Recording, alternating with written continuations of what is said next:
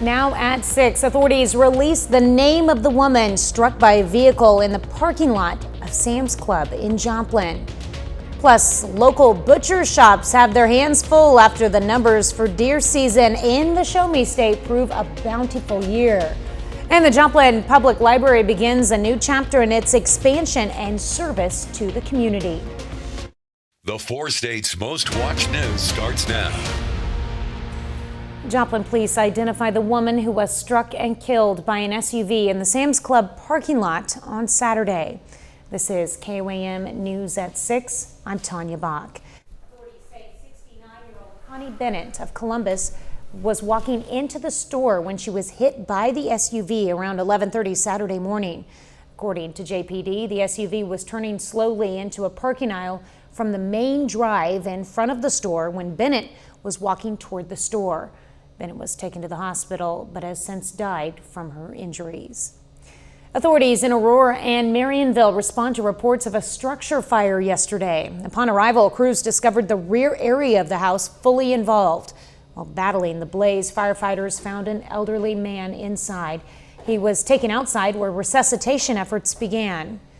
Efforts to save his life were not successful, and the victim, 80-year-old William Medland of Aurora, passed away. Next of kin have been notified. A pair of brothers received sentencing for an Oklahoma murder conviction. Cody Buzzard was sentenced today to 180 months for one count of second-degree murder and 120 months for one count of discharging a firearm. Sentences will run consecutively. Cody pled guilty to these charges in August of 2022.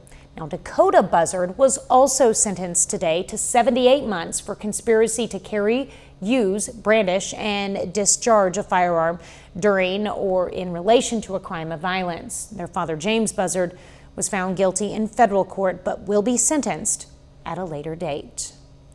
Well, Chief Meteorologist Doug Eddy joining us now with a first look at weather. Yeah, it actually turned out to be a pretty nice Monday for us today. Temperatures nice all the way up into lower 70s. We had sunshine across the region, so really no complaints. We're still sitting near 60 right now, but we're dropping pretty quick. Of course, the sun sets early now, so we're down to 55 in Iola, 59. Independence 62 in Grove. Lamar is sitting at about 59 degrees. We are going to get some mid and upper level clouds kind of streaming in later on tonight. We have a weak wave down to our south across parts of Texas into Louisiana, but it looks like the rain will stay just south of the region. So our evening hours look fine. Sliding back through the 50s. I think most of us will bottom out into the mid 40s a little bit later on tonight. Fairly mild this week, but we do have some changes down the road, so we're going to be discussing that here in just a bit. All right, thanks, Doug. Cherokee County Sheriff's deputies have been responding to an increase in vehicle crashes involving deer recently as deer become more active this time of year. And Cherokee County Sheriff David Groves warns drivers deer are particularly active around dawn and dusk. So be extra vigilant during those times by driving with your bright lights on if there are no oncoming vehicles, scanning road ditches, buckling up, and remember to resist taking avoidance maneuvers should a deer be in or enter the roadway. Evasive action often contributes significantly to serious injury or death. You can head over to KOAMnewsnow.com for more deer crash safety tips. Well, the Missouri Department of Conservation reports hunters killed 90,000 deer during firearms opening weekend. KOAM's Amber Jenkins found that local butcher shops are now exceptionally busy. We want to warn you, this story deals with processing deer and will show the carcasses in the butcher shop. I wish we were bigger and we could take on more hunters, but we've had to turn down a lot of hunters this year. We just didn't have space. Downrange is just one of the few butcher shops seeing a high demand for deer processing after Missouri firearms season's opening weekend. About 90,000 deer was harvested over firearms opening weekend, which left a lot of hunters needing their deer processed. However, there are some processing shops that are stepping away from processing deer because of regulations, and there's some others that are stepping up to the plate. There are so many new regulations out, CWD, and what you can do, you can't do. Any deer that's coming from out of state, now Kansas, Arkansas, Oklahoma, has to be completely no skin, no hair at all, no antlers, no bone, anything. It has to completely be cut up into meat and then brought to us across the state line. Hall says they received more than 60 deer since the weekend. He believes the influx is because other shops aren't processing deer, and he's expecting the demand to grow. And in the shop he goes. It will probably be busier if they don't change the rules. This next weekend will probably be busy. If it was colder outside, I think more hunters would be out, really, because cold makes the deer move. Once this deer season ends, Downrange is planning to host classes to teach others how to butcher deer. That way, hunters can freeze their meat if processing sites are backed up. Reporting in Joplin, Amber Jenkins, KOAM News. Thank you so much. Well, according to the Missouri Department of Conservation, hunters bagged roughly 2,000 deer in Jasper, Newton, and McDonald counties. Well, some sobering facts ahead of Thanksgiving as Americans prepare to sit down at the dinner table. Wallet Hub released its report on 2023's most overweight and obese states in America, and all 4 states in our area weighed in the top 20. Arkansas came in at number 5, Oklahoma at number 11, Kansas at 13, and the Show Me State ranked number 18. Now, West Virginia ranked number 1 in the nation, while the District of Columbia ranked the state with the lowest percentage of overweight population.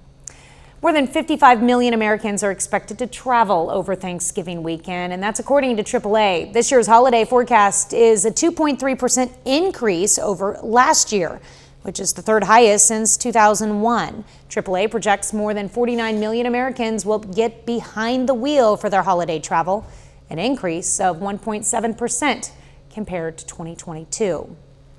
Drivers could be paying less for gas than last Thanksgiving, when the national average was $3.58.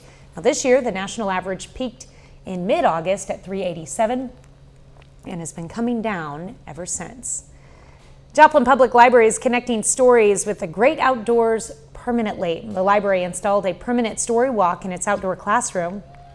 It provides an opportunity for families to read a book as through pages installed along the path. The first story along part of the walk is We All Play by Julie Flett. A permanent story walk in this, with this setup, allows us to switch out the book every so often, which makes it more exciting. Just a new opportunity to introduce a new book in this format. A story walk has been installed in all 50 states as well as 12 foreign countries. Coming up, lights, camera, and a call to action as a Kansas community comes to the rescue of a movie theater. Plus, MIAA college football regular season may have ended, but 2 players from local schools have earned Defensive Player of the Week honors. Broadcast those details in sports.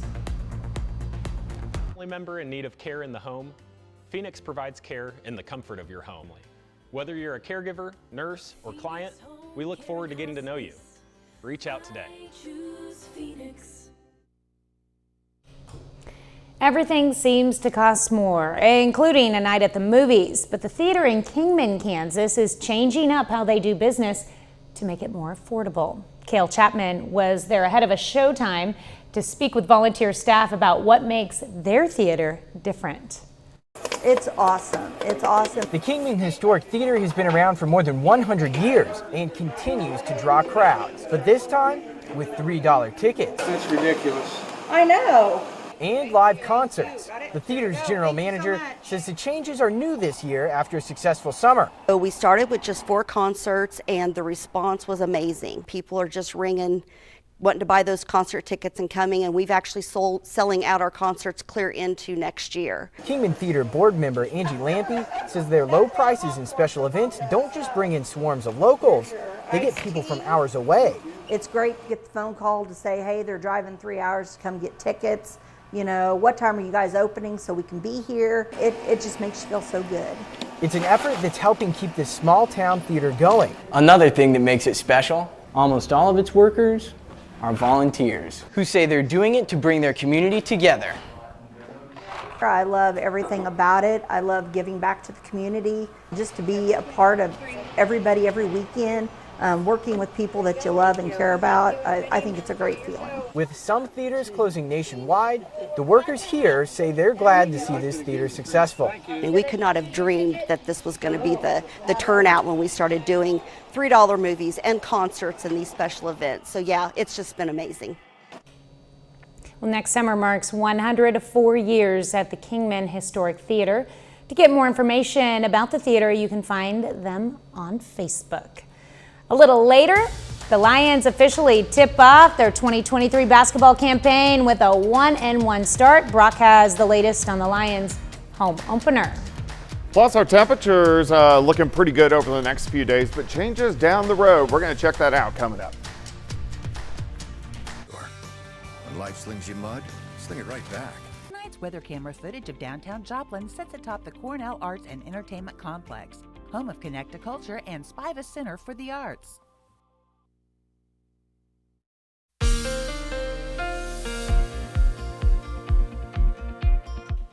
Well, it definitely turned out to be a nice Monday. We had a fantastic weekend. Temperatures were into the 60s, and then we started to warm for us today. Temps got into lower 70s.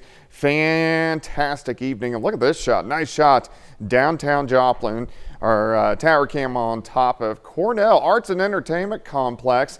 We're looking a little bit north and east, but it looks great out there right now. Temperatures, they're dropping back, and they're dropping back obviously due to the sun. It sets earlier nowadays. So we're at 59, Lamar 62 in Miami. Chanute is sitting at about 63 degrees. Neosho is checking in at 61. Let's go outside. Here's 7th. Here's Rangeline sitting at 60. Dew point at 35. The winds have calmed down a little bit, which is nice because these were a little bit stronger for us earlier today. So now they're kind of near calm, but it'll be a little breezy as we go into the next couple days. Evening planner, we continue to slide back through the 50s, 40s. I think most of us will bottom out right around 44, 45 later on tonight. But we do have clear skies. We have a few mid and upper level clouds down through parts of Oklahoma, and some of these are going to start to skirt in our direction. You can see this upper level wave down to our south and right across central Texas. Now, I think most of the rain will stay to our south, but I do think we're going to get some clouds in here late tonight into tomorrow morning. You can see that little spin right across central parts of Texas. Let's go west. Look at all these storm systems kind of lining up Pacific Northwest and the Gulf of Alaska, and that's going to change our weather up quite a bit as we get into especially next week, because this week and last week have been kind of calm. All right, let's go through tonight. 44 for an overnight low, some morning clouds, quick warm up, upper 60s by noon. Most of us will top out right around 71, 72 degrees. Very similar to what we did see today. Tomorrow night, we drop back mid 40s again, about 44 or 45 degrees. And then once we go into Wednesday afternoon, also very similar, another nice day, high temps right around 71, 72 degrees across the region. So very consistent over the next few days and very nice. 45 in the morning, 66 by noon, 67 by 4. I think our high temp is going to be right around 71 degrees. All right, so we know Tuesday's nice, Wednesday's nice, even Thursday looks good. Highs upper 60s to near 70. We do have a cold front that is going to slide in late Thursday night into Friday morning. This could give us a few showers, but what it will mainly do is cool us down as we head into the weekend. Not bad, just kind of into lower 60s, upper 50s, 4 highs. And then as we get into Saturday afternoon, it looks pretty good. High temps right around 60 degrees. But we do get some pretty big changes moving in here early next week. Next week's a big travel week, of course, with Thanksgiving, and we have 2 or 3 storm systems which are going to affect us. So we need to watch that as we get into the next few days. 71 tomorrow, 72 Wednesday, 71 on Thursday. A few morning showers on Friday, cooling down a little bit, but still looks fantastic as we head into the weekend. Yeah, you can't complain. No. I mean, 70 degrees, it's the middle of November. I know, and the next 3 days are going to be this way, so it looks great. Yeah, I guess we'll take it. Deer hunters aren't a fan of that, though. No, they like it colder. Yeah, so those, like you said, the deer get moving when it's cold. They do. All right, thanks, Doug. Well, still ahead, 2 football players from Missouri Southern and Pittsburgh State each earned Defensive Player of the Week. And it's the home opener for the Missouri Southern men's basketball team. Brock Baldridge will break down tonight's matchup. Theater for the Performing Arts. This is home.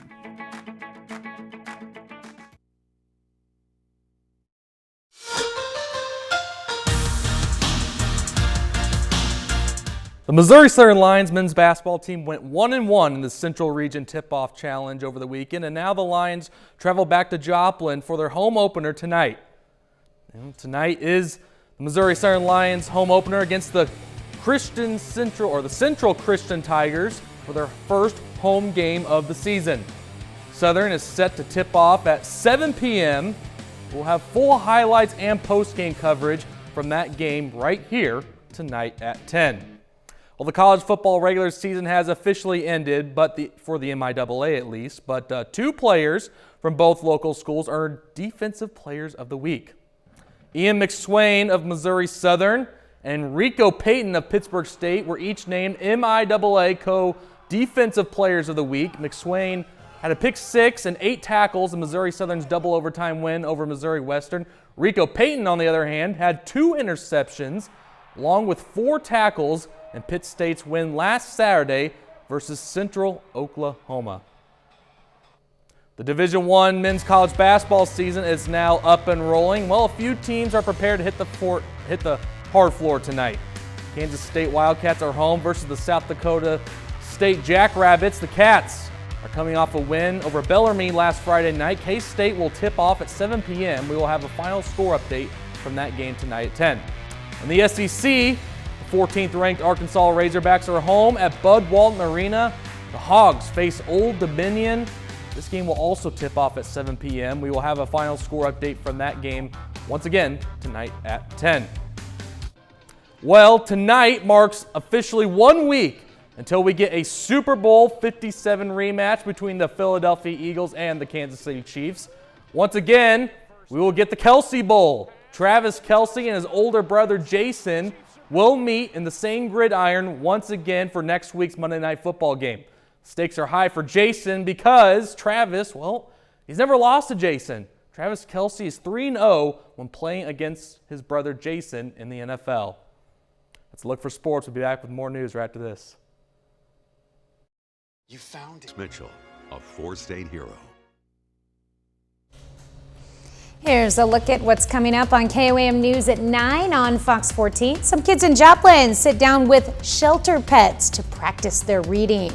Plus, the Girard Public Library hosts a community craft night.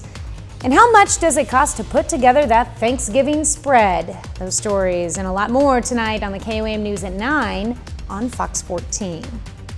Well, we get to hear him read all the time, but these kiddos from Ms. Taylor's and Ms. Chelsea's class got a surprise today when KOAM's very own Dow Quick sat in for story time at the Family Resource Center in Pittsburgh. Dow read the kids a story and in true journalistic fashion asked them a tough question. What makes you happy? Seeing Dow outside of the newsroom and interacting with these kids is something that makes us here at KOAM very happy. Aww. Definitely. I bet that was fun for the kids. I'm sure it was fun for Dow. He likes doing that stuff. Yeah. So. All right, the weather looks pretty good for us tonight. We're going to drop back into the mid-40s. 71 tomorrow, 72 on Wednesday, 71 on Thursday. So we have a great stretch over the next few days. Then we start to see some changes. A cold front Friday, some morning showers, a much bigger system early next week that I'm keeping Thanksgiving at 60 right now, but we may really have to drop that number. So a lot of changes next week. All right. Well, we got a little bit of time before then, too.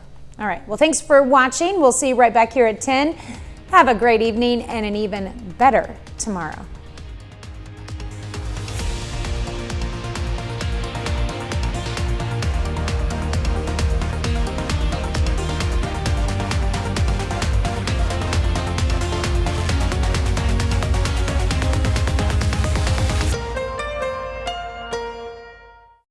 Captioning on KOAM News is sponsored by Aaron Sachs & Associates, proud partner of Travis.